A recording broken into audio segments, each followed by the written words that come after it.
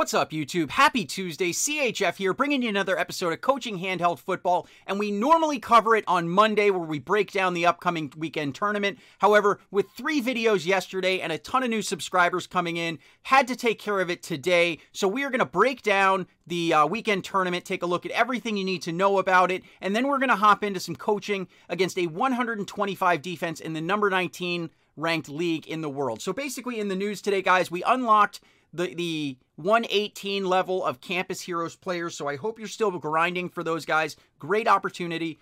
Yesterday, I don't want to talk any more about Conquerors. We also have, some new movers coming into the game, and then just more on the Campus Heroes. But what I really want to talk about today, guys, is the tournament. It is the Get Out Draft Tournament, which we had one similar to this not too long ago, but it's definitely worth going over because this one can be a little bit tricky. So after you do your draft, you're going to be matched up with another user in head-to-head, 30 minutes to complete all drives.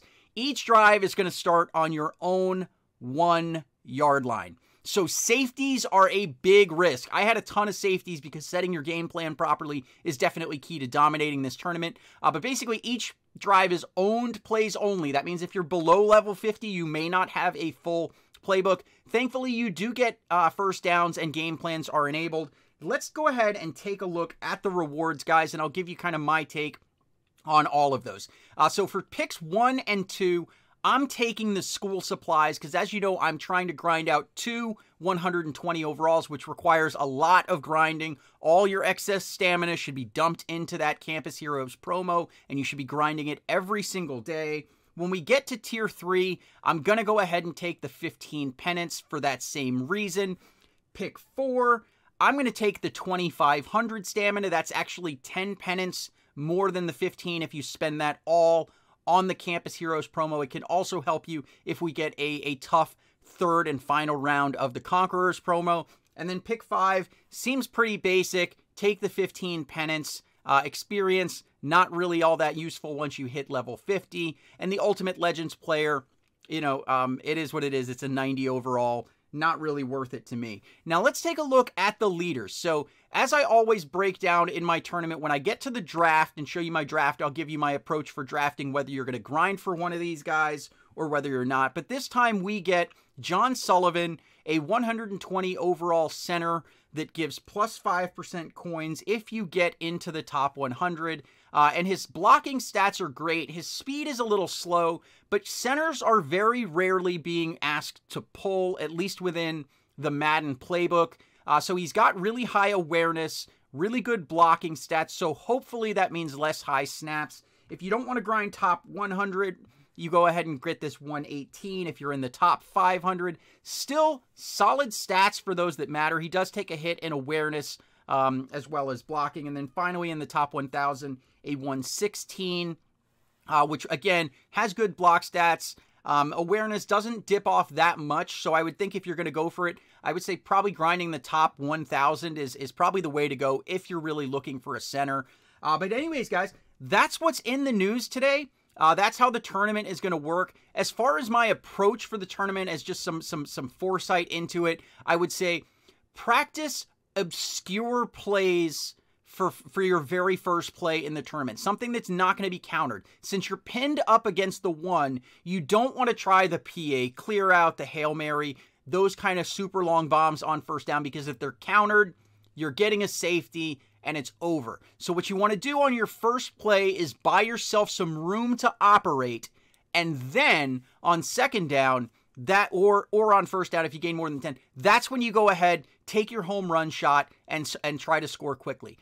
We'll talk a little bit more about that, but I would say something like a safe inside run that's not heavily countered, or something that can even break counters, or a really safe pass.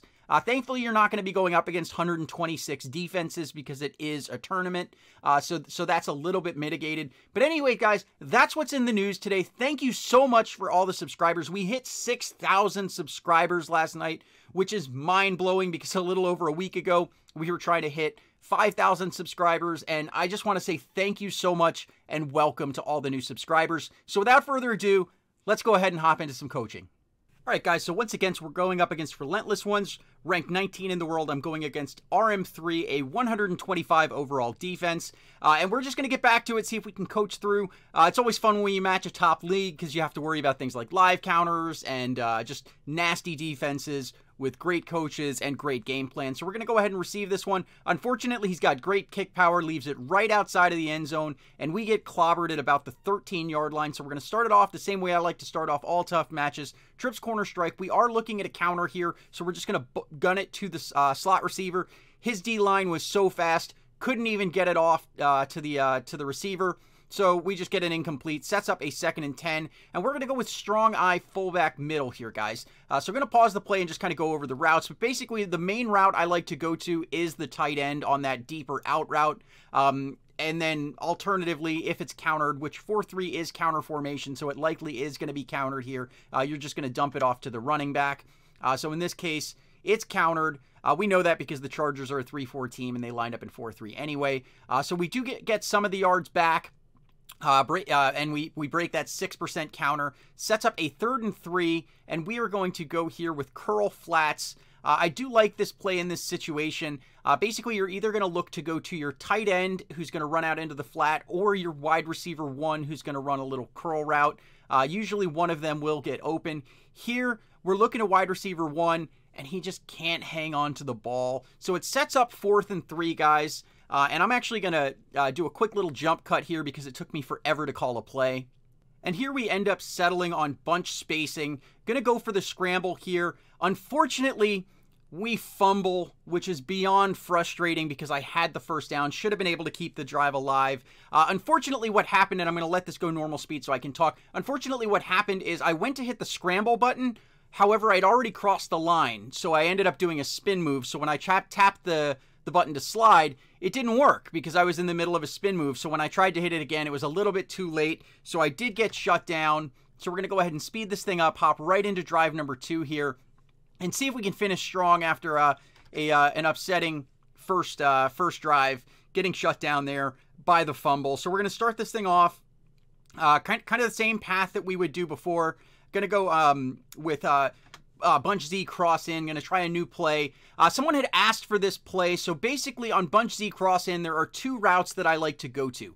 One would be your slot receiver, who is Ingram, who's going to be running that corner route. The other is wide receiver 1, who does a sort of drag route here. So we're just going to make the read here, see what we can get.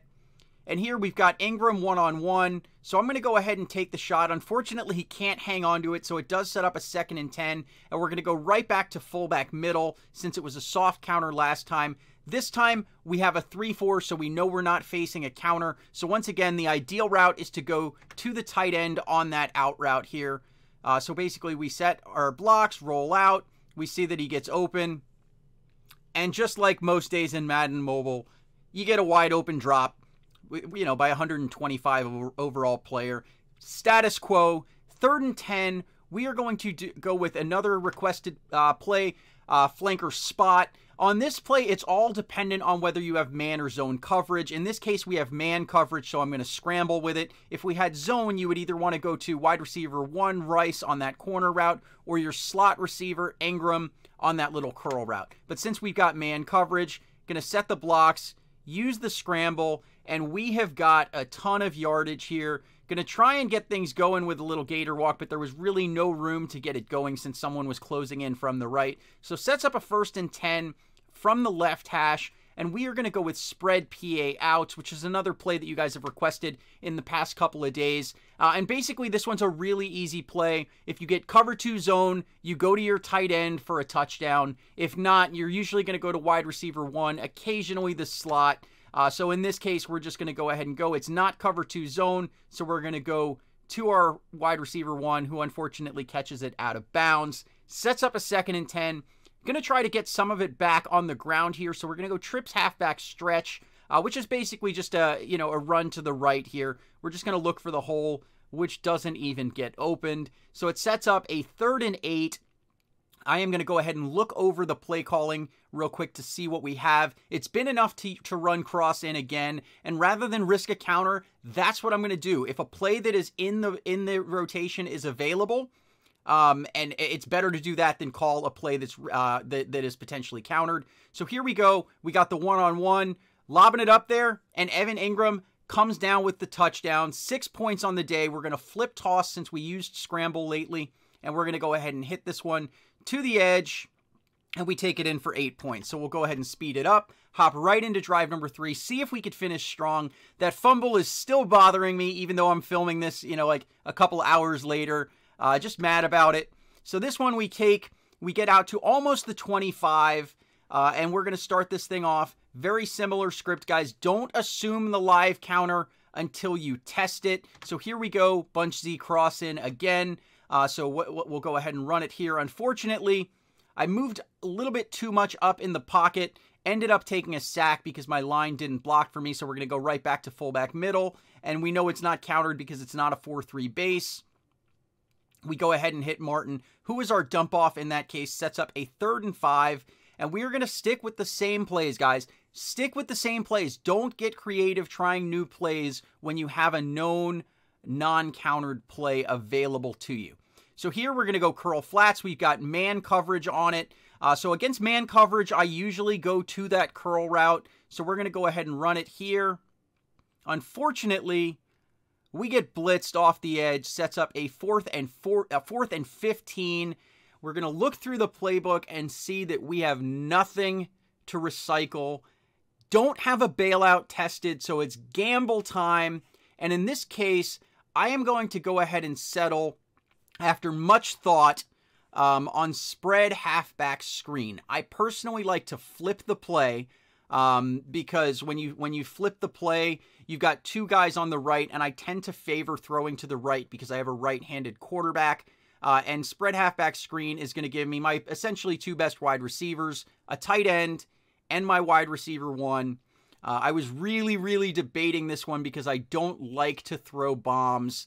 However, I didn't want to test something that I didn't know. So here we go. We let it go, and the blitz was coming in, so I had to take a prayer shot, and Jerry Rice somehow comes down with the ball, keeping the drive alive. That was luck. I mean, there was thought put into the play call, obviously, but sometimes you just have to take a luck shot. Just make sure when you take a luck shot that you are, in fact, setting yourself up for success and having a good shot. So here we're going to go PA post. Someone had requested this play. This is a great play to use your free scramble because, as you can see, all of the routes are going to go to the left side of the screen. So that's going to leave the right side of the field wide open. So here we go. We basically force ourselves up, and we take a nice, big, about 16-yard scramble without even using scramble. So here we are inside the goal line. We are going to go with fullback flare.